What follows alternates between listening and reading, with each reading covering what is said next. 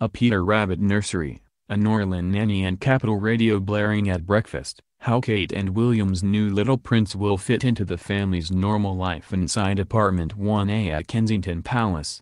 For the moment, at least, William will be doing the school run. It's usually Kate who anonymously joins the rush hour traffic every morning at the wheel of a Range Rover, driving Prince George the 4 miles from Kensington Palace to his day school in Battersea. And as well as 4-year-old George, Charlotte, who will be 3 on May 2nd, must be delivered to her nursery just a few hundred yards away from KP, behind the Royal Albert Hall. With the arrival of a new baby boy, it won't be that long before the school run is even more complicated. And Kate will be keen to get back into her routine as soon as possible, listening to Poppy Capital Radio over breakfast, just as Princess Diana did when William and Harry were toddlers. According to a source, Kate and William are very keen to make sure George and Charlotte are as involved as possible with their new brother, hence the dash back to KP before bedtime last night. The couple are also determined to keep things as normal as possible for George, as he has just gone back to school for the summer term and they do not want his routine disrupted.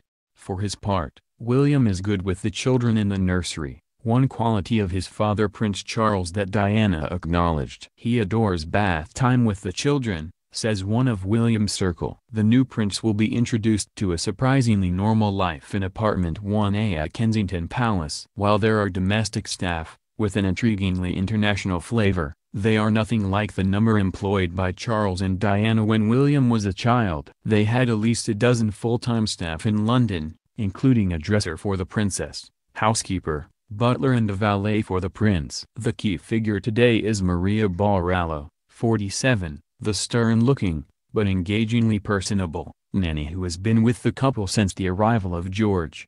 Nanny Maria, who was known as Santa, Spanish for holy or saint, by friends because they thought she might become a nun, lives in at Kensington Palace, where she has her own private quarters of bedroom, sitting room, kitchenette and bathroom.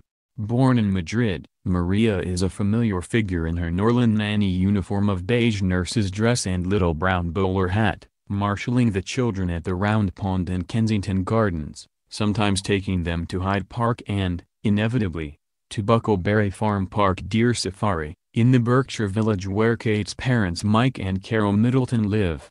Then there's the housekeeper, Antonella Fresalone, who used to be one of the Queen's senior housemaids, working at Buckingham Palace for 13 years. As well as overseeing the running and cleaning of apartment 1A, she loves serving up steaming pasta dishes from her native Italy to the family.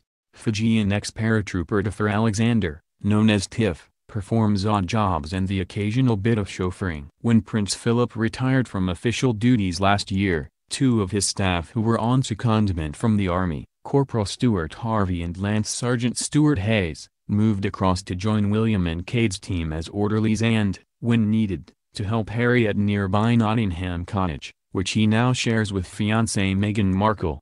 Their duties, apart from walking William and Kate's pet Cocker Spaniel Lupo, have been to help as waiters at social functions and official dinners, as well as cleaning shoes and delivering handwritten notes, a royal custom. The new baby will be brought home to a household that is relatively informal by royal standards. William tends to call staff by their first name, rather than their surname as his parents mainly did. It's the home of a modern couple, lots of photographs of the children and bits of artwork they bring home from school, says a friend. It's a welcoming home, but William does guard their privacy and he limits the number of outsiders who are let into the family circle. Evenings are often spent in front of the television with a takeaway curry from Malabar and Notting Hill, collected by one of the orderlies, not delivered. William has succeeded in creating something of the warm family atmosphere he found with the Middletons when he first knew Kate. But, as working royals, he long ago accepted that his and Kate's home could never be quite like theirs. He's matched them in one area. However, like them, he now has 3 children. By last night everything had been made ready in the Peter Rabbit-themed nursery to welcome home George and Charlotte's new baby brother. I gather there are some new additions to the nursery, but no fresh licks of paint. There are, however, lots of new soft toys already, some from George and Charlotte, and many baby presents have also been delivered to the palace.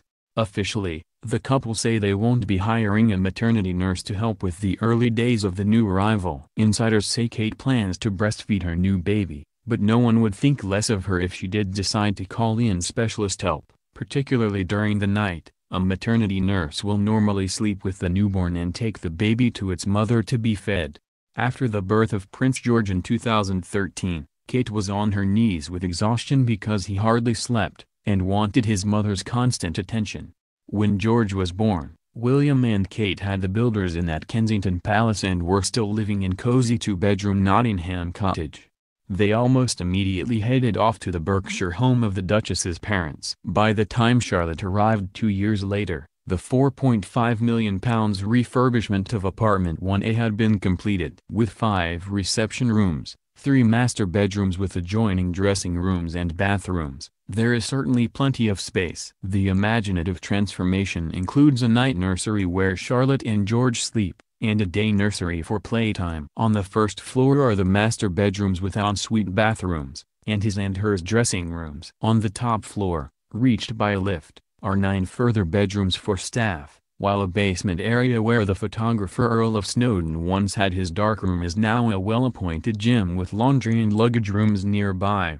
The kitchen, on which the couple spent £170,000 of their own money, is the heart of this royal home, and where they like to entertain close friends and family. For more formal occasions, guests, who arrive through a bright and airy entrance hall with intricate cornicing and black and white flagstones, are shown to one of the 2 drawing rooms. In one there's a grand piano and cream sofas with floral scatter cushions. Soon enough, the latest addition to the House of Windsor will no doubt be crawling all over them with mischief in mind.